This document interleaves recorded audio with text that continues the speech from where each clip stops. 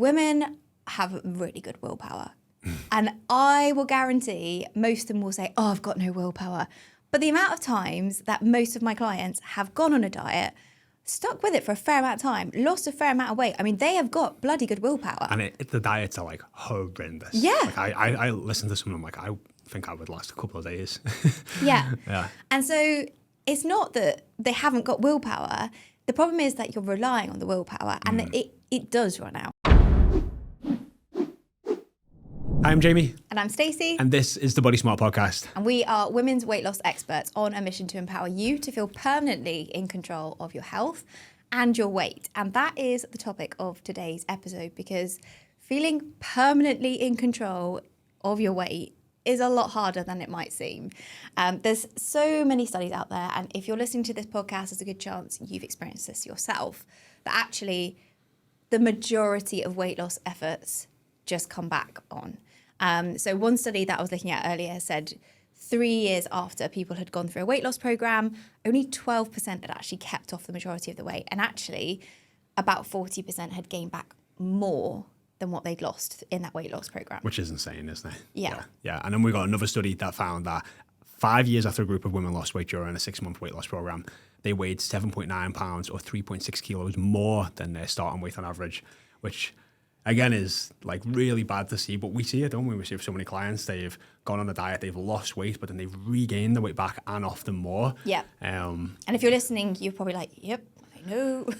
Yeah. And we wanted to go into the reasons why that is today, because it's one of those things where we go in with the best intentions to a weight loss program, and whatever your approach might be, you know what your end state is, you know why you're doing it, you've got a good reason, you've got a good plan.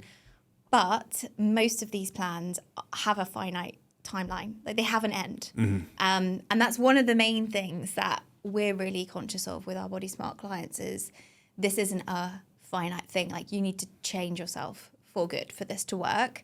But even though we talk about that all the time, I've been having a lot of conversations with our graduates lately, and they're like, I can't believe I still have to think about this though. Like, now I'm a grad. Like, I know you say it, but I thought it would just happen. Yeah. But it doesn't. Yeah. And I think it's really important that people have that expectation, because, like, for example, I've lost 50 pounds a long time ago now, over 10 years ago now, and I've kept it off. But that is because I do think about my health and fitness and what I'm eating and how I'm moving consciously every day. It's not like the most important thing that I worry about every day at all, but it is a conscious thought and it is a conscious effort. And I think if you've got this in your mind that you can do it and it's done, and then you can forget about it and move on for the rest of your life, that expectation probably needs to shift a little bit. It does, yeah. But it does get easier. I do want to say that as well, because you do learn the skills, and mastering the skills makes it easier to stay on top of. But the idea that you're just going to get to this point and it's going to be a completely unconscious thought, well, no, like, I still book my workouts in, and I've got a busy day, I move things around, or I plan and prep food. If I've got like a back-to-back 12-hour day, I'm like, right, when am I going to eat? I don't want to be running out and getting stuff. Or if you are going to go out and get stuff, where can I get food that's going to align with my goals? Again, it's not something that's like taking up 1,000 decisions and feels really stressful. It's much easier now, but it still does require conscious thought. Yeah. And I think it's one of those things where if it was any other area of your life, you expect to have to put the work in. So I was thinking about this the other day, about like relationships. People, if you don't put the effort in to like have the occasional date night, actively be nice to your partner, your relationship starts to disintegrate. Yeah. It's the same. Like, you can't just give it no TLC and expect it to be blooming and blossoming. But for some reason, I think we all think we can do it as a one and done thing, get it done, and then crack on with life. Yeah. And I think that's a big flaw with a lot of traditional diets or programs, is that they do focus on the finite. So you're going to follow this meal plan, you're going to follow this workout plan that often feels like maybe too restrictive or really intense when it comes to like exercise. So you kind of like, right, I'm going to do this till I reach my goal. And then maybe you do reach your goal, but you're like, oh, it's done. Thank God, I don't want to keep this up. And then inevitably you just revert back to old habits and behaviors, and the weight comes back on, you lose your fitness, and you're like, oh, how have I done this? Or I wish I could get back to that point where I was really disciplined and on point. But again, it's just this really finite approach that often doesn't help you develop the necessary skills and education. That's probably the main reason that we see.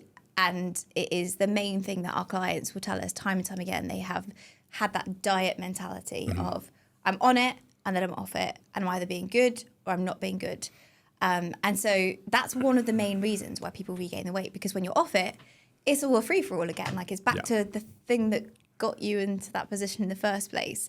And another element to that is that most of these programs aren't going to teach you how to just live a normal life whilst also losing weight or living a healthy life.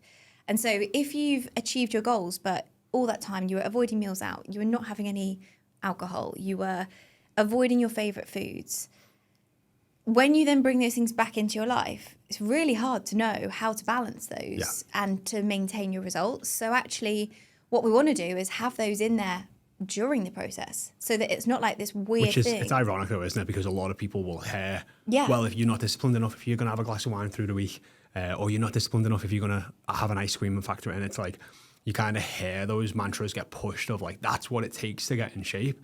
And a lot of people feel like, oh, that's the level of discipline I need to apply to get there. But, you know, when you just fast forward the clock, actually having that mindset around it doesn't teach you how to achieve long-term sustainable results. And it also means that you have that kind of rebound mentality, because you're just counting down the days till you can have the wine or you can have the chocolate, rather than it's not a forbidden fruit. If you're losing weight and still having chocolate, it doesn't have this like allure, this special factor to it anymore. So that's one really big element. The other thing that we see really commonly is, I mean, women have really good willpower. And I will guarantee most of them will say, oh, I've got no willpower. But the amount of times that most of my clients have gone on a diet, stuck with it for a fair amount of time, lost a fair amount of weight. I mean, they have got bloody good willpower. And the diets are like horrendous. Yeah. Like I listen to some and I'm like, I think I would last a couple of days. Yeah. Yeah. And so it's not that they haven't got willpower. The problem is that you're relying on the willpower, and that it does run out. Yeah. And so if you're using a system or an approach which is dependent on willpower to get you through because it's just so miserable, actually that is always going to come to an end. And so what you need to do instead is to look at, how can I use the least amount of willpower possible, which we're going to talk about in a bit. And that's like creating your life to make healthy decisions feel easy and the obvious choice. And again, most of these diet approaches don't teach you that. They just say, eat this thing, like come hell or high water, don't have these things. Rather than, how can I make eating that thing feel easier?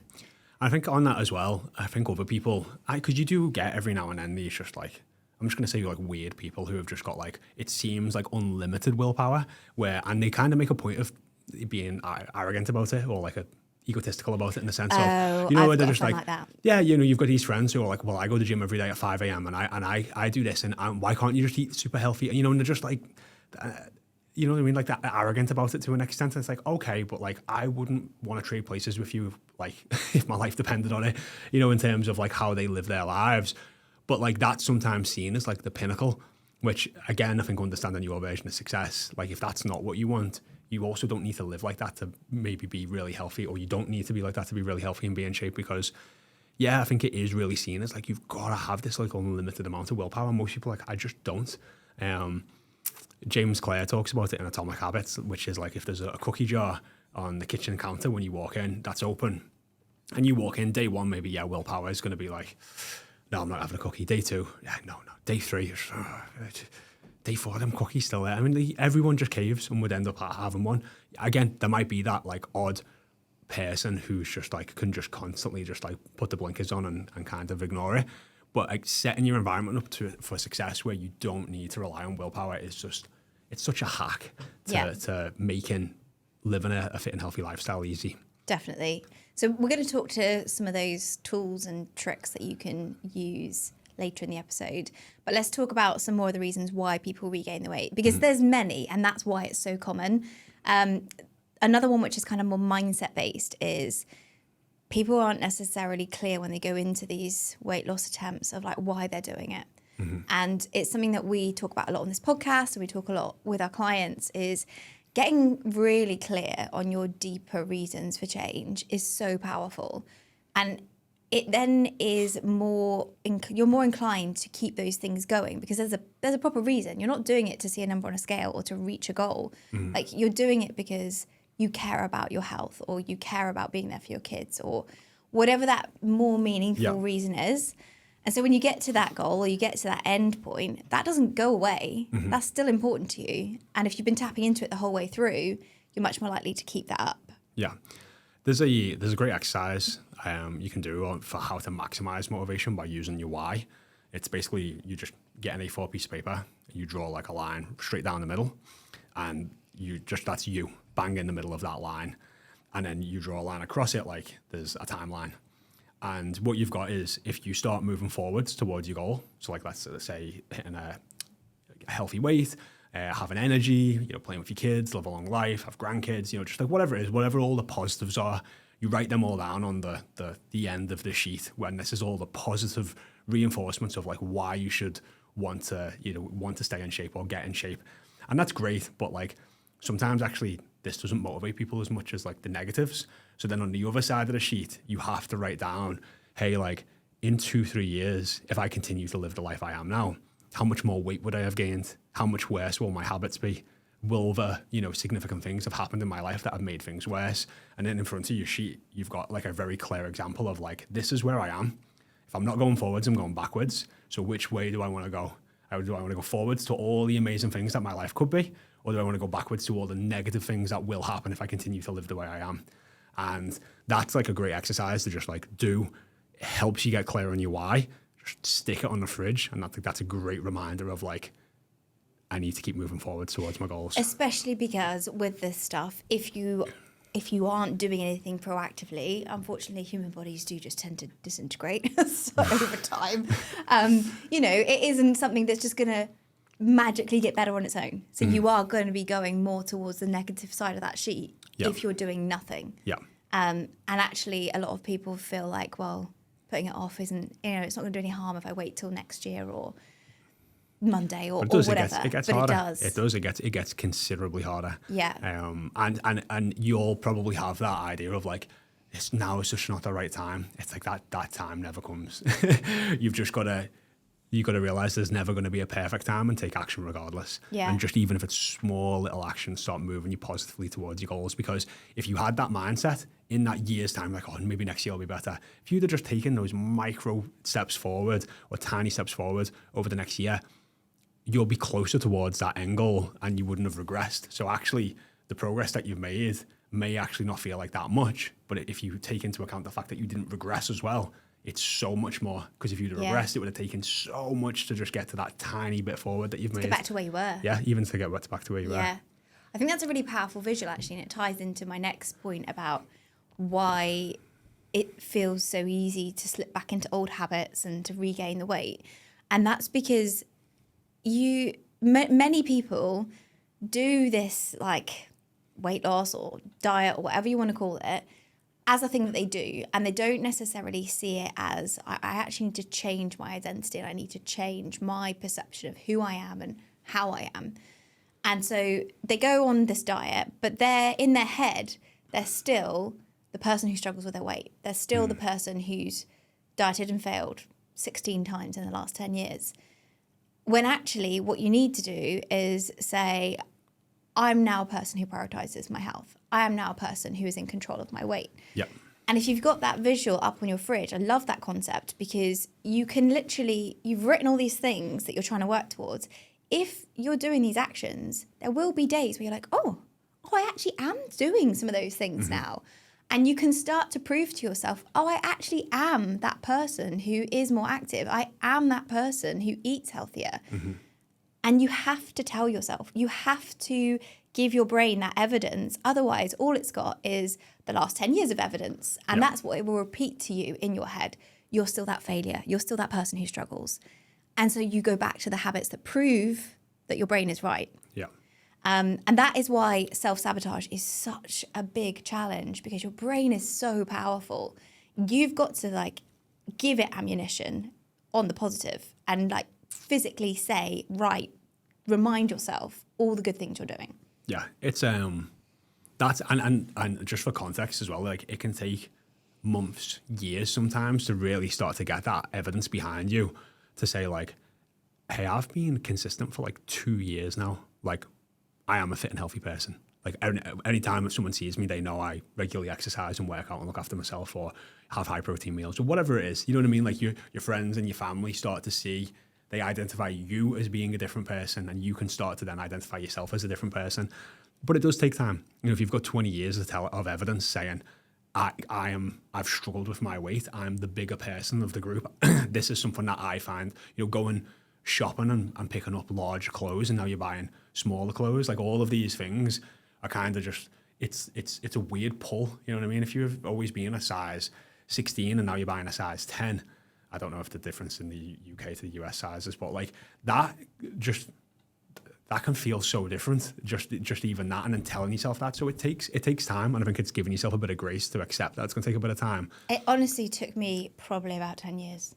Shit. Yeah. I'd still go into shops and pick up the wrong size clothes for years and years and years. I still felt, sometimes I still do feel like the big one in the group.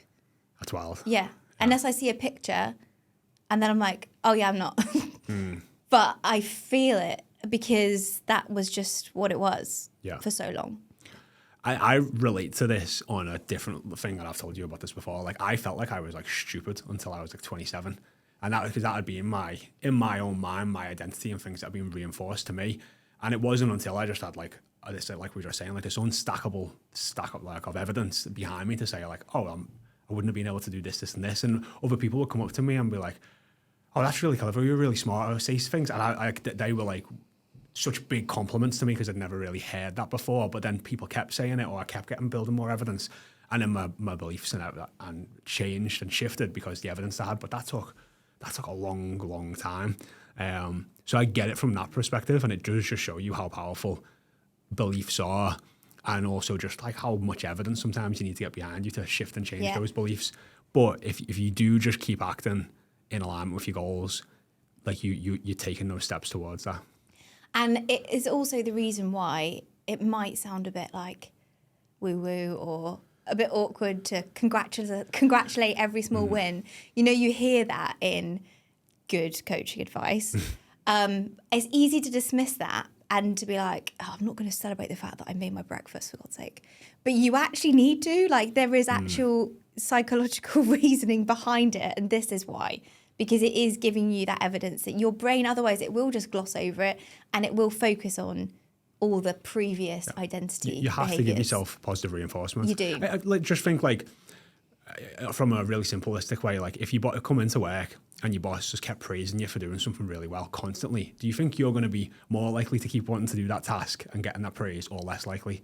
And then just the other way around, if your boss just kept saying, you're doing a really bad job at that, you just kept negatively, do you think you're going to have more friction towards taking that action because you know you're going to get negative reinforcement? It's like, we can understand it when it's somebody else giving us that feedback, but then when we're doing it to ourselves, we're just like, oh, it doesn't matter. And we're just our own worst critics. And actually, I think because it's so subconscious a lot of the time, we're not aware. I'm sure the ratio is something like 3-1. So your brain will need 3 positive conscious thoughts to outweigh 1 that you're aware of, because there's so many unconscious thoughts that are thinking about your old identity or the negative. So even it's going to feel really OTT, the amount you're going to need to like praise yourself and congratulate yourself. But to make it work, you really have to go that far. Yeah. So those are kind of more mindset-y things, practical reasons why it's easy to regain the weight. One is to do with physiology and to do with like how you've gone about it. So if you have lost weight purely through dieting, it is possible, and it is possible to keep that weight off. But if you haven't built muscle, it's probably going to be harder. Yeah. I had this saying the other day and I thought it was really good. It's called TOFE. So it's TOFE, which is thin on the outside, fat on the inside. Or maybe I had to use the acronym wrong, but that's basically what it means. And it's basically people who have lost weight purely just through diet. And you're probably seeing this a little bit with just like the GLP-1s as well, which is like you'll lose weight, you'll also lose muscle and possibly some bone density as well, or some bone.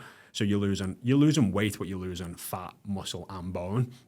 So yeah, you can get down to maybe like a healthy weight or a healthy BMI, but you've possibly got you're possibly lacking the amount of muscle to have like a healthier metabolism, and possibly have too much visceral fat as well, which is like the fat around our organs, which can cause a whole bunch of issues. And especially as women start to go through perimenopause and menopause, it becomes even more important to hold on to that muscle and even build muscle. So yeah, for like your overall metabolic health, like building a foundation of muscle and learning how to sustain and maintain that as we age is super important for metabolic health and just quality of life. Yeah.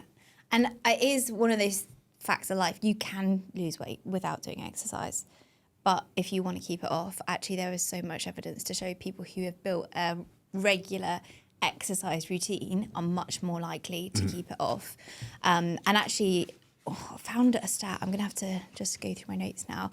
It was really important, the type of exercise and whether you felt like you had to do it or whether you wanted to do it, which I think is an interesting conversation. So continuing physical activity was really important, 200 to 300 minutes per week. Yeah. So it's actually quite a lot if you break that down into a number of hours. It's like 4 to 5 hours, 3, 4, 5 hours. But it was more successful if it was not a prescribed program. So if it was something that you just do because you enjoy going to tennis on a Wednesday with your best friend, or you really like going to the gym and challenging yourself, that was more successful. And I think that's, again, one of the downfalls people do a fitness program or a weight loss program that they're doing to get to an end result. They just do it to get to that result. They don't actually like it. They don't get anything out of it. And so when they don't have to do it anymore to get to the goal, they stop. Yeah. So it makes a lot of sense. If you're doing it because you just like doing it, it's going to work better. And which is why we always say, like, find something that you can enjoy because you're going to go and do that regardless. Yeah. There is a balance because we do want you to build some muscle as well at the same time. But if you can get the majority of your exercise from just doing stuff that feels fun, that feels joyful, that gives you energy, that is going to be a winning ticket. I've got a little bit of a counter to that. I think that's like the goal to aim for, if you can really have that. But I know as well, and I know personally, and also with other clients, you do have days where you don't want to exercise. So, like, you don't want to go. You always feel better after you've been, of course, but sometimes you have just got to push through and just be like, right, my mood is saying that I don't want to do this exercise session, but I'm going to go and do it anyway. And you have to kind of go through that like many times to build that resilience of like, hey, when I don't really feel like taking action, I'm going to take action regardless because working on my exercise and my health is important to me. So like that happens because I think that sometimes can be, we say it a lot, but I feel like if you could enjoy all your workouts and they all feel fun and amazing, that would be great. But then it's like, oh, if I have a bad day where I don't want to work out, there's that kind of counter to it as well. And then the other part, which is, we were speaking about this yesterday, is that if you've never really been like a sporty person or somebody that's like enjoyed exercise, in fact, maybe you've hated exercise, and every time you go and do exercise, you're not good, you don't enjoy it, and it isn't fun. The idea of it being fun is like feels miles away, but you've really just got to embrace being a beginner. You've really just got to like go and really commit to something for like 3 to 6 months. And I know it really seems like a super long time, but you'll start to find that you progress. And I think progression is the main part of that because that's what gets it addictive, whether it's lifting weights, whether that's playing a sport. If you can start to see those little steps of progression, like it starts to become more enjoyable. You start to get a little bit better. You know the movements, you know your way around where you're going. You get better at a certain sport. You get a little bit more competitive, and that which is in us all. And then after 3 or 6 months, you do start to enjoy it more. So I think it's just being aware of that. Like if you're somebody that has always hated exercise, like you are going to have days where you don't want to show up, and that's okay. You still need to show up regardless. And there's probably going to be a lot of friction for that first. I know that sounds like a long time, 3 to 6 months, but you really just got to embrace being a beginner. And if it is truly important to you, like push them through, because the amount of clients I've had after like 6 months and they've gone, I like enjoy going to the gym now. But it's because they've started to make like real progression in their training sessions. They feel comfortable in that environment and they feel great off doing it on a regular basis. Mm-hmm. So there's a lot of positive reinforcement now. Oh, I'm making progress. Oh, I feel better. Oh, I look better. It's great for my mind. It's great for my body. So there's a lot of positive reinforcement, but they've had to, I know that can sound like a big hill to climb, but it's been like 6 months of work. I think you raised a really good point though as well about positive reinforcement, and actually using the word enjoy is maybe not the right word, because also not everybody enjoys it, but they get something positive out of it. And maybe that's what we should say instead, because you're not going to go into every workout and come out like dancing and beaming with joy, but you will probably cumulatively see exercise as a positive enhancement of your life. And maybe if that's the end state for you, if you're coming from a place of hating exercise, it's a bit like when we talk about body positivity, going from hating your body to loving your body is just like a wild jump. Yeah. So let's not try and think about how can I enjoy exercise. Let's just be like, how could it become a positive enhancement to my life rather than something I hate? Yeah. So it could be that you recognize that it gives you more energy. You recognize that you're in a better headspace. You don't have to love it. Yeah. But you can see the positives and you can correlate that. There's so many days I wake up and I'm like, I just do not want to exercise at all. I'm tired, my body aches, I'm like stressed, there's a million things to do with work. But for me, sometimes I'm like, I need to go and exercise because yesterday was like a 16-hour day. I'm stressed out my mind and it's like cleansing my body from I can go into that day, feel cognitively sharper, feel lighter, make better decisions. Like everything I'm exercising for there is like actually to do with work and showing up as a good person, showing up as a good leader, but not necessarily just because not enjoyment. Yeah, not enjoyment. It's almost like a need, like a necessity to perform at that level. So that's what I mean. You can pull so many different positive drivers from exercise, and they're all there. Better sleep, better mood, more energy, better digestion. Sleep is such a big one for me. Actually, I can really tell if it's been more than 3 or 4 days, I just don't fall asleep as easily. I wake up more. Yeah, that's a really good one. Even gut health, one of the best things you can do for your gut. Like, I wake up sometimes, got a bit of a funny stomach. Maybe I've eaten something not so great the night before. I go and do a good exercise session. Stomach feels fine. It's wild, but it's the amount of circulation and blood that you're getting and pumping around your body. So and it does get everything moving. So one of the reasons is that people haven't incorporated exercise and built muscle. One of the other reasons that people regain the weight is portion creep. And this is something that's very real, particularly if you live with someone else. I know you and Steph have had this in the past, Rita and I've had this in the past, where like you just serve up the same on both plates for two of you. If you've got kids, maybe you serve up the same for them if they're teenagers. And before you know it, where you were monitoring your own portions, you're just mindlessly putting the food out for everyone in the family, and you're eating the same as your 15-year-old boy who plays sports 6 times a week. You're like, is there any wonder? Yeah. And that is so easy to just slip back into old habits, particularly if you are a smaller woman and actually your maintenance might be like 16 to 1800 calories. A normal, in inverted commas, portion actually is quite big for you. If you go out for dinner, if you buy a packet of snacks or chocolate. The average dinner out in America is between 1,500 and 2,200 calories. Right. That's your whole calories for the day in one meal out. So yeah, you do have to be more mindful of that for sure. And that's, I think, one of the things where people think, oh, once my diet's over, I don't need to be as conscious of my calories or my portions. But you do need it in the back of your mind. And it is very easy to just let that slowly over time, that attention slide away. So just being conscious of once you are at your maintenance, and this is why we focus so much on the maintenance phase with our graduates, is it's all very well knowing what you need to eat to lose weight, but you actually also need to know what does your plate look like to keep your weight there, and be very familiar with how much that looks and feels like, so that it doesn't start to just creep up. Yeah. Because you don't want to eat the same as what you're eating when you're dieting, because you would just keep losing weight and you don't need to. So there is a skill set there to learn. Yeah, it takes time. I think that's why using, people get really upset about kitchen scales, but or using them on a consistent basis, but it does help. And sometimes it just helps it's a tool to use for a period of time until you literally can eyeball your food and keep on top of things. But again, if you were baking a cake, if you wanted it to be perfect, you'd weigh out all the ingredients to make sure that you get the cake exactly how it's supposed to be, using the right amount of ingredients. You're the cake. You know what I mean? And you just need to make sure that whatever that looks like for you. And it does, I don't weigh food or anything else anymore, but every now and then if we're having something new, you will do that. Yeah. And it's a skill. I think you just got to really look at it as it's a skill. And until you feel like you've absolutely mastered that skill, just a few tools to help you keep on top of things are going to be really useful. If you didn't know by now, I am a weight loss coach who lost 50 pounds myself, so I know how hard this journey can be. Jaymie and I built the Body Smart method to cut through the BS out there and bring together the latest weight loss science to fast track your weight loss. None of the frustrating trial and error that I battled with myself.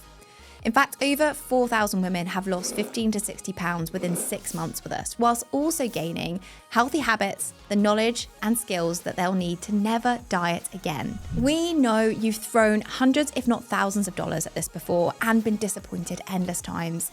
At Body Smart though, we are so confident that you'll get results with our method. We have a full money back guarantee.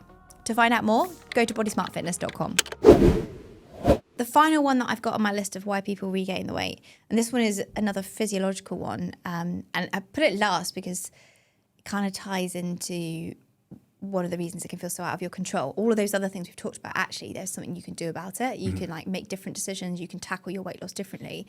But it is the fact that your hunger hormones do change when you lose weight. And so if you just lose weight by effectively starving yourself, just cutting down on the amount of calories you have, you haven't really changed what you're eating, you're just cutting down on calories, your hunger hormones increase and your satiety hormones reduce. So that means higher ghrelin, lower leptin.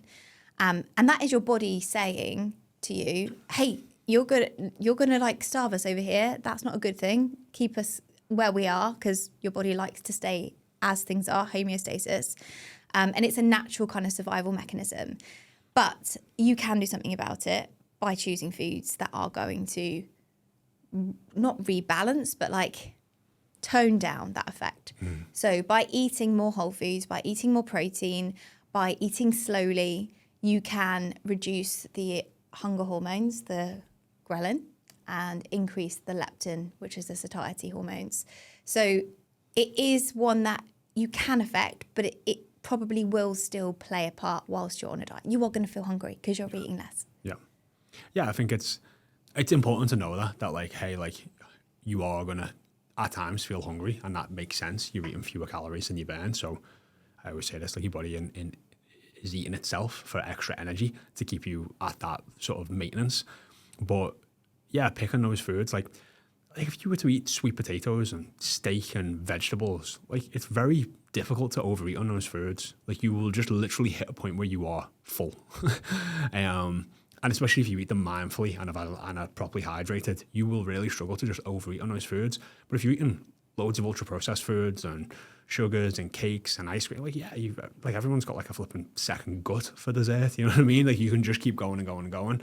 So making smarter food choices and really prioritizing protein, fiber, and whole foods are going to be your best friend to managing and minimizing hunger throughout a deficit. And I think that is also part of this like temporary mindset, is people will do that when they're on their diet, in inverted commas, and then they'll go back to their normal diet, which is a lot more processed. And so it is harder to manage those hunger hormones. And so just to circle back, it's about like approaching this with a long-term mindset. I did want to bring into the discussion about this concept of set point, because it does tie into that, change in hormones where your body is trying to stop you from losing too much weight. Because if you think about like over millennia, humans were not in a situation where the problem was too much food and obesity was the killer. It was there's not enough food and starvation is the killer. So our bodies have actually evolved to try, and if we've got some fat on us, say, well, that's a good reserve. Let's not lose that, because we never know when there might be a famine coming. And if you do start to undereat, your body will resist that through this hormonal response. And so there's this theory that's kind of come about over the last, I don't even know, probably like 50 years of a set point for your weight. So the people who talk about this will say, well, you get to a certain point, your body thinks, right, this is what we're supposed to weigh, and it will do everything it can. It will affect your metabolism, it will affect your hunger hormones, it will do everything it can to keep you at that weight. And that is why you always regain the weight. However, there's also a lot of evidence to say there's all these people over here who lost weight and kept it off. What are they, just unicorns? Yeah. And so I just wanted to go into it a little bit, because it's probably something that our listeners have heard being bandied around, and they're like, is it true? Is it not true? And so there is some evidence. If you look at animal studies, they obviously don't have all the psychological things that we do. They don't eat chocolate and crisps and pop. And a lot of in animal studies, their bodies do kind of come back closer to their original weight when they've been put on a externally imposed diet. And so people have said, well, look, that's what happens in animals. That must be what's happening in humans.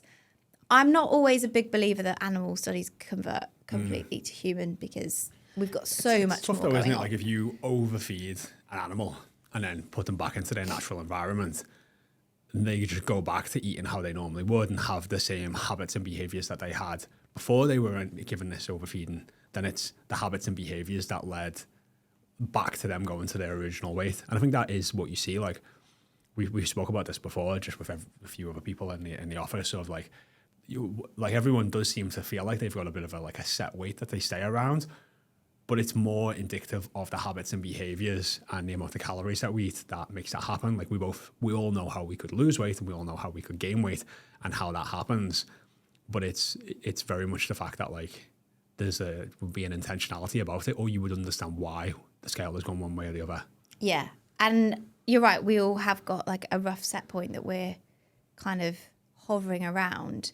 But it's because that's a combination of genetics, environment, habits, choices. And I think that's the really key thing. When it comes to set point, it does have its place, as in like there are things in your life of that list of things I've just said that do make it feel like leaving that little parameter around your set point feels really hard. But knowing there are those factors that you can change, which can change that set point. That set point is not fixed for the duration of your lifespan. No, not at all. And particularly if you look at people who've lost weight, there are people like myself. I don't even know what I used to weigh in stone, pounds. What do you know? Normally 61 kilos. It's like 23 kilos on top. Is it that much? Wow. So 84 kilos. So yeah, my kind of set point, I would have said before I lost weight, was around 84 kilos, so like 170 pounds. 184. 184 pounds. 184.8. Okay, so that's what it used to be. Yeah. And I tried all the things: Weight Watchers, Clean 9, Whole 30, Slim Fast, all of the things. Always went back to around that. Yeah.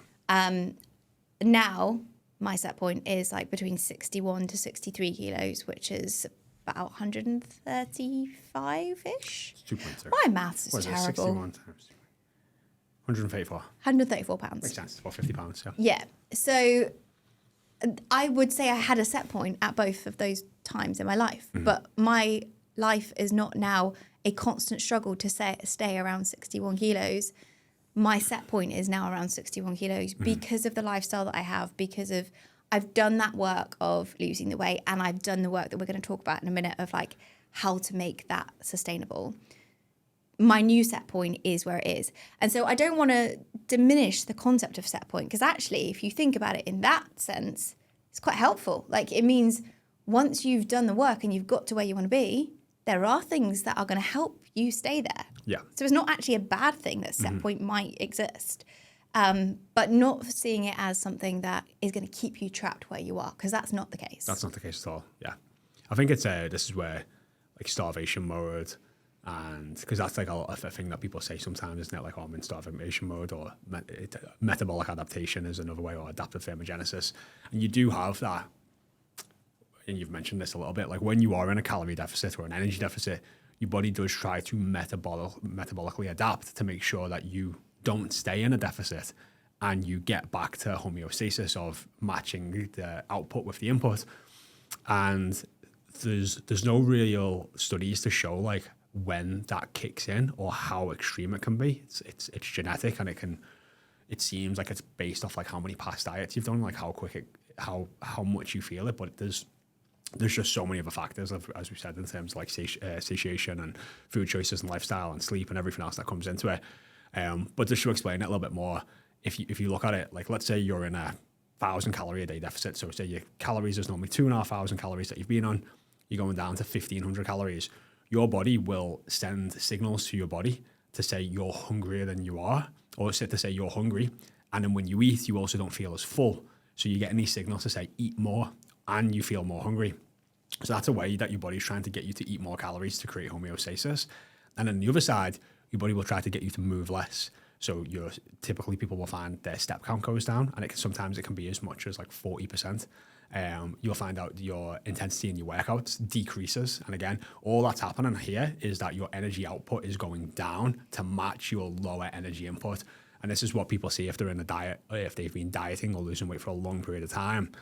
They feel like, why is the weight slowing down? And there's a little bit like, as you lose weight, you need fewer calories because you have a smaller body. But like metabolic adaptation is also slowing everything else down and making it harder. You're probably having a little bit more nibbles here or there, or picking a little bit more. And that kind of balances back out. You look at them like, well, that's fucking annoying. Like, why is that happening? But again, if you just take it back to like, well, why does that exist? So it's like, well, if you were in like a hunter and gatherer sort of stage, and you hunt and then you eat and you have loads of food, it's like, well, another hunt might not be for 3 days. So what are you going to do? You're going to want to minimize the amount of energy that you spend. So you're probably going to lie down most of the time. You're not going to move too much until you need to expend a load of energy to go and hunt again. So these are just the systems that are pre-programmed into us to keep us alive. They just don't work as well in 2024. And that's the difficulty, is that we're almost having to override our own psychology and physiology to make us be a healthy individual in today's age. And that's the point, though. We can override it. We can. And I think that's probably a good point to jump into. What can you do? Because you definitely can keep that weight off. And so we've got countless stories of our graduates. Like, that's kind of the thing that we only consider we've succeeded if somebody can lose the weight but keep it off. They can't graduate if they just lost the weight and then they want to leave. And they can leave, obviously. We don't force people to stay. But we don't call them a graduate. Like, a graduate is that they have kept it off without tracking their food, without necessarily weighing themselves every day, without stressing about food all the time. That is just now their lifestyle, and they're confident in that, and they're confident with continuing that. And so what we actually know from studies is it takes actually around a year after reaching your goal to get to that point where you don't need that constant monitoring, whether internal or external. But you can really actually say, no, I've got this. I thought it was a bit more, to be honest. So it is 2 years is what they say is, if you've done 2 years, you're golden. Yeah. 1 year is what they say as like the guidelines for medical professionals to give support for at least 1 year afterwards. So that's where there's like a significant improvement. 2 years is like, if you made it 2 years, you're pretty much there. Yeah, and that kind of makes sense if you think about, like, say our average grad can take somewhere between like 8 months and 16 months. So let's say like sort of a year, and then you've had a year of maintaining, or let's say another 2 years of maintaining. You've got to think of like all the life events that have happened over like a 3-year span. You've probably got sick. You've probably been on multiple vacations. You've had 3 Christmases. You've had 3 birthdays. There's probably a lot of significant positive and negative things have happened over the 3-year span. And if you've been able to navigate them and still manage parts of your health and fitness, you've kind of got the framework of like, oh, I know how to deal with this now. You know what I mean? Like, a lot of significant things have happened, and I'm able to just keep prioritizing parts of my health. Yeah. So that's like can feel like a difficult pill to swallow. Like, what, 3 years, but like, it's just not that long in the grand scheme of things. Especially if you've been yo-yoing for 10 or 15 or 20 years. Yeah. Actually, dieting for 1 year and really focusing on maintaining for another 2 years is probably less effort than all the yo-yoing than you were doing. Yeah, and you'll have way more energy, and you'll feel so much better, and you'll be positively reinforced by how great you feel. And yeah, it's going to take effort and energy at times, but that's going to give you like a lifetime of benefits. Like, nothing else is really going to be able to do that for you. Like, literally a lifetime of benefits. So it's a very good investment to make with time and resources. Yeah, absolutely. So you mentioned about the things that can knock you off track, and I think it's really important that we talk about those, because for most people, as they regain the weight, it's either a slow like creep on, and then suddenly they look in the mirror and they're like, how am I back here? But often what it is that they're like doing all right, they're feeling pretty good, and then something happens, and then they just feel like they're so far off track they don't know how to get back. So things like vacations, holidays, big changes to routine is a big one. So like maybe moving house, changes in your family living situation, changes in responsibilities, where you feel like you can go off track for a bit because there's a justifiable reason, but then you don't know how to get back on track. Yeah. It's, I think you've really got to ask yourself the question, like, what reasons would I give myself to justify those behaviors? Because sometimes people are just looking for them. It's like, oh, my auntie passed. Okay, so I'm going to emotionally eat for the next 3 weeks and feel even worse about myself. Okay, maybe that's a way of coping with that for like a short period of time, but like it can't become a long cycle. You can use extremes on both sides. It could be death, it could be a vacation, it could be a birthday. You know what I mean? There's just both sides, and it's like, what justification are you waiting for to justify the negative behaviors and actions that you actually don't want to take? And actually, I think something that's really important is if you've gone around losing weight in a very holistic way, that wouldn't be that appealing as a solution anyway. So like if you've dealt with your emotional eating struggles through your weight loss journey and you found ways that actually work better for you than eating to deal with sadness or loneliness or whatever it is, you're just not going to turn to food like you would have done before anyway. So that's another element to it of like how you lost the weight, and if you did look at your mindset as well as what you were eating and how you're moving along the journey. It's really having a growth mindset. Like we've had clients who have missed a flight home and then gone, crap, well, I've got to eat dinner in the airport now and I haven't got any steps in today. And they're just like, oh, so you just sit there, feel sorry, get a chocolate bar and scroll on social media or do something else. Then you've got the other person who goes, well, that's inconvenient, right? I'm going to go and make the best food choices I can in the airport and hopefully get something healthy. And I'm going to just do some laps around the airport for the next 90 minutes and get 10,000 steps in. And then I'll sit down and relax. But like, and maybe I'll listen to a podcast while I'm walking around the airport. One client has made poor food choices and moaned about the fact that like the flight's been cancelled and it's a big inconvenience, which is just fixating on the problem, while the other one's gone, well, that sucks and is inconvenient, but what's the best I can do in this situation? And I think it's just we all face those obstacles in life. It is very much just like how you deal with them in the moment. Yeah. And it actually ties into another study that I was looking at, which compared weight maintainers versus weight regainers. And the kind of summary stated that maintenance success might depend more on how people think as much as what they do, which is a great summary of what you've just said. It basically said that maintainers were more likely to use strategies that they used during weight loss, which included things like weighing themselves regularly, but also productive problem-solving skills and positive self-talk. Yeah. So yes, we're going to talk about practical things in a minute that you can do to like make sure your weight loss stays off, but how you think is probably the most important thing. Of course, yeah. It's how you're going to show up when adversity strikes. Yeah. And to think adversity is never going to strike is to live in la la land. You know what I mean? it just is, isn't it? Like it's going to happen. It's just like how you deal with it is what's going to matter. So, and yeah, it takes building resilience and a bit of a thick skin. But like, what a great place to be. Like it's like, oh, I can deal with a lot of difficult things. And most of the women that we coach, in fact, all the women that we coach have gone through a lot of shit. They know how to deal with adversity, but sometimes you're just waiting for that justification to throw things out the window with your health and fitness.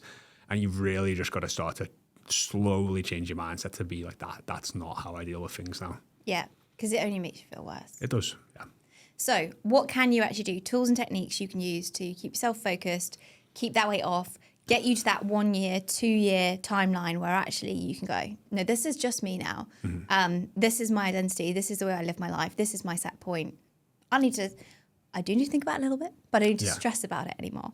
So number one is knowing your maintenance window. So this is something that I've had so many conversations with clients about. Like they have this number in their head when they're on a weight loss journey and they've got a goal, and it's a one number. It's like, let's say for me, it was 61 kilos. And then if they were 61.7 kilos, they were like, oh no, I'm gaining weight. But it is very normal for your weight to go a couple kilos either side, couple of pounds either side.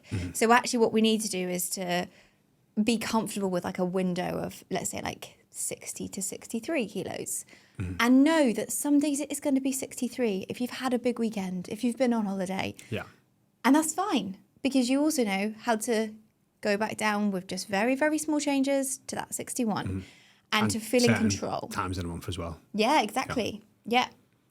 So knowing a maintenance window and like breaking free of that like fixed number that has so much power over you, actually starting to make that into a bracket is really powerful. And also knowing different ways that you monitor it. So not just the number, looking at how your clothes fit, looking at your performance in the gym, looking at how you feel when you look in the mirror. I think it's really great that you mentioned around your cycle, because all of those things can change through the month as well. Yeah, definitely. Every single one of them. Yeah. And so not just taking one day as a snapshot and thinking, oh my God, I've backtracked like 6 months here. It might just be that you're ovulating. And if you give it 2 more days, you'll be like, oh no, it's okay. Yeah. And just to add some more complexity to that as well, our brains, as we've talked about, are so powerful. And you can look in the mirror one day and objectively look the exact same, but be a total bitch to yourself. And then the next day, you've had a better night's sleep and you maybe made some better food choices that day. And like, oh no, actually, I look all right. So just be mindful as well of like what headspace you're in and like, are you being objective? That's where having all these multiple things to kind of check against, like your weight, your clothes, how you're feeling, what you look like in the mirror, kind of create a picture as a whole. For sure. Yeah. It's true. It's just like, it's never just one thing. It's often like loads. Like I've literally what you've just said, I've had examples of clients like that. Just like on a Saturday morning, they had like a bit more of a sleep in. The husband made them breakfast and bread, or bought them a coffee up. And then like they were like in a really good mood and feeling really good. Weight was the exact same day before, but like I was getting messages about just like all the worst things that you could say about your body. So it's nothing that's really changed in the past 24 hours. It's just your mindset around it. And that's why sometimes, and it feels like a bit cheesy, but like having like, you know, a post-it on your mirror that says like, what's one thing that I could say positively about my body right now? You're just like reinforcing that habit of like saying that. Cause like sometimes it sounds like, oh, well, I've got nice legs, or saying something to compliment yourself can feel weird. But again, you're just positively reinforcing that habit of being more either body neutral or body positive around how you feel about yourself. And I guess it comes back to what we were saying earlier about like you have to give your brain that positive ammunition, because it's still going to be practicing all the crap you used to say to yourself. Yeah. So give it some nice things to say as well. And that kind of ties into one of my other points of a regular practice you can do to keep yourself like on the right path, which is a gratitude practice and celebrating small wins. Because when you're losing weight, it feels like there's a lot to celebrate along the way. You know, like every week you might hit a little mini goal. Every time you go down a dress size, you might have something that you can tangibly see happening and you can celebrate it. But then when you're in maintenance, it's like nothing exciting is really happening anymore. Yeah. And the thing that you're celebrating is staying the same. And that doesn't feel like valid to celebrate, but it is. And I think it's really important that you give yourself the credit that 90% of people can't do this. Yeah. If your weight is staying the same, you are winning at life.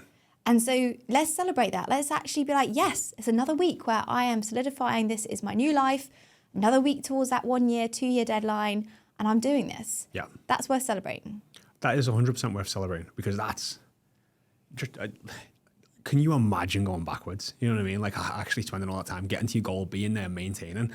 And like, I think sometimes we try and stay away from like negative drivers, but like negative drivers are powerful. You know what I mean? Like a little bit of anxiety actually makes you focus more, actually makes you remember more, you know, actually makes you show up. Chronic anxiety, really, really bad. You know what I mean? But like, I think sometimes using like the fear or the anxiety of like, you don't want to go backwards and you're really enjoying how you feel, you can use both sides of that to be like, hey, I want to keep maintaining. I feel great. I look great. I've got more energy. I'm eating more calories and I don't want to go backwards. You know what I mean? That's a great reason to celebrate and to keep you focused as well. And also just that, again, I think everything we're kind of tying this back to is just getting to the point of like, once you get to your goal, you're not done. We posted like a Barbie meme, which sounds weird for me to even say. And it's the woman there, isn't it? It's just saying, it's like hair looking really sad. And it's just like, oh, me realizing like once I actually get in shape, I have to keep doing the work to stay in shape. But it does get easier. You know what I mean? It really does get easier. You develop the habits, you develop the systems. You set your life up in a way that just makes you succeed, and you have the skills behind you. It does get easier over time. Yeah, it definitely does. But one thing that we get our graduates to do, which helps with that, is to create like a user manual of your life, of like, how does my life run the best for it to feel effortless? So write down like what habits, what morning routine, what prep on a Sunday, or like all the things that have helped you feel in control, get it down in black and white. And so if things do start to slip, you can literally get out your user manual and be like, oh, yeah, it's because I stopped making my breakfast on a Sunday morning to eat for the rest of the week. Or, oh, yeah, it's because whatever has changed. I know how I can like change that back to the optimal way to make life easier for me to be healthy. So having like your guide to your life in black and white is really powerful. And it sounds, again, like one of these life coach like bullshit things. But it's actually really practical and it's really handy. Yeah. And it gives you those kind of like automations and routines that you've already proven work for you, but they do fall out. And you do need sometimes to just go back to the drawing board and realize what you need to bring back into position. The other thing that's really helpful that we get clients to do is to write down their kind of action if plans. So like, if this happens, this is what I know I can do. So that they've got in their back pocket, if, I don't know, your work meeting runs over, you miss your workout, you get home, you haven't eaten anything. What is your plan A or plan B in that situation? You've already got it written out. You've already got it in your head clear. So as they've gone through their weight loss journey, they've already practiced that. But again, writing it down is a next level. And it's like that proactive problem solving, which has been shown time and time again in studies of people who've maintained their weight. They have done that thinking already. And so when it comes up, they can just execute. Which is half the battle sometimes, is the fact that like you're like, oh, everything's run over, I can't get my workout in, I don't know what to eat. Go to drive through on the way home. You're just like, oh, you kind of like, well, today didn't go to plan, instead of already having that sort of backup plan. Like, hey, you know what, I can grab this from here, that'll time me over, I'll do a quick 30-minute home workout when I get home, and then I'll get a shower and have some dinner. It's like, oh, like that's already taken care of. It's like, right, plan A is ideal. Plan B is sort of next step that we've got in place. Yeah. And then the next thing is, don't be afraid of seasons of needing to go back to some of the tools that helped you lose weight. So I think people often feel like, right, no, I'm done with weight loss now. I don't need to weigh myself anymore. I don't need to track my food anymore. And actually seeing these things as a tool that can be helpful for various reasons in your life is really helpful. So for me, for example, at the moment, I'm tracking my food. I couldn't give a hoot about calories, but I'm tracking my food to make sure I'm getting enough protein. Because last time I was pregnant, I didn't, and it didn't end well. My mum uses it to track fibre. Again, doesn't look at the calories, doesn't matter. But she knows she's got like a digestive issue. She needs to get enough fibre. So look at these tools as like, how can I use them to improve my life, but keep me mindful of the choices I'm making, so that my health and nutrition and fitness is front of mind, but doesn't have to be about weight. Yeah, there's I think it is shown in like people who do successfully lose the weight and keep it off for about 2 years, they have some sort of self-management tool. So that could be the scales, like you've just said, but it doesn't have to be. It could be tracking your food still. It could be using the mirror. Like some people can just really objectively say, oh, I'm gaining or losing weight by looking in the mirror. Some people can't. It could be measurements. Whatever it is, it's like having something to say, like, am I maintaining the goal that I wanted, or am I starting to go one way or the other? Steph, for example, when she like gains weight, she gains it like everywhere. So she doesn't really gain it in like sort of one space. So like she's come to me sometimes and like, I've gained 10 pounds. I'm like, what? I know I see her every day, but like you can't really tell, like, because she kind of puts it on like a little bit everywhere. So like for her, she like struggles using like the mirror. Measurements are a bit of a ball ache, so like she'll just like jump on the scales a couple of days a week, or used to before she was pregnant, and like that works for her. That kind of gives her that idea of like where my sort of set point is. For me, I've used the mirror, and I know for other clients, they've still wanted to just track the food. It's gave them like a level of like control still, of like, oh well, I'm still measuring my input. I know if I'm wildly eating more or less. And again, it's whatever works for you. I'm like, oh, you know, I might push my beliefs onto them. I'm like, oh, you don't really want to use the food scales, and I'm like, it doesn't bother me. Like, it actually causes me less stress not to use it. And you're like, okay, cool. Like, again, it's just having that thing of like, what works for you and is going to allow you to keep maintaining the results you've achieved. I think that's a really good point, actually, because people think, oh, well, if I have to still track my food, then I haven't nailed this thing. But actually, some people really like, because we don't teach people to track their food, we teach them to plan their food with My Fitness Pal. Some people really like just being organised and just knowing, I plan it in My Fitness Pal. I know what I'm having. I don't have to think about it all day. I know that I'm looking after my nutrition. that's actually really reassuring to them. Yeah. So why take it away? Oh no, I get it. Like I've had clients who have literally, they'll pick their work outfits for the next 5 days. Yeah. So then it's just like, well, I'll understand what I'm going to eat for the next 5 days. Some people would hate that. Some people find it really easy. You know what I mean? So again, I think it's always just that idea. Like we all do it. We all cast judgment on other people of like, well, I wouldn't want to do that. But if it works for them, it works for them. And if it works for you, I think that's what's important. But it is just showing some level of self-management over the next like 1 to 2 years after maintaining your weight is really, really key to making sure that you do maintain, because it can just be too easy to just start slowly gaining again and not realize, especially if you gain something like half a pound or a pound a week, 4 pounds a month, 40 pounds in 10 months, you know what I mean? That doesn't see, like, you won't really notice that until like 2 or 3 months in. I mean, like, shit, how have I gained 10, 12 pounds? Yeah. So, yeah. And to tie into that, we've talked about like, you know, the actual nuts and bolts of how you would self-monitor, but also keeping up some kind of like check-in with yourself. So whether it's journaling, whether it's like you maybe have an Instagram account where you share health and fitness stuff, or you have a longer term relationship with like a coach or an accountability buddy, but having someone or some way that you proactively like ask yourself, am I looking after my fitness? Am I looking after my nutrition? Am I happy with how the week went? And just be honest. And that allows you to then notice before it happens, the weight is crept on. If you're being honest with yourself every week all the way through, it doesn't get to that point. So that's really key. And then finally, setting some new goals, because chances are if you are this invested, if you're listening to this podcast and you've been through the ups and the downs of weight loss for years and years, that's been the only goal you've had the headspace for. And so once you get to that goal and you're maintaining it, it can kind of be a bit like, well, now what? Yeah. But actually setting some new goals that are kind of related to health and fitness can also then just keep your goals to do with weight loss in check as well. So whether that's like a strength goal, maybe taking on a running challenge or an adventure like climbing a mountain. Actually, I was having a really great chat with a graduate the other day who was like, yeah, I just signed up to go to Everest Base Camp. Cash. Yeah. Yeah. So I'm not saying you have to do that, but you know, she was like, why not? Now I can, so I'm gonna. Yeah. It could be nutrition goals. So for example, like I was saying about my mum, like she's really focusing on her fiber and like how she can look after her nutrition going into menopause. Or it might be like mindset stuff. Yeah. But whatever it is, you've now got all this extra headspace that was taken up with your weight for years. Use it for something else. And if you can tie that into how it also helps keep your weight where you want it to be, amazing.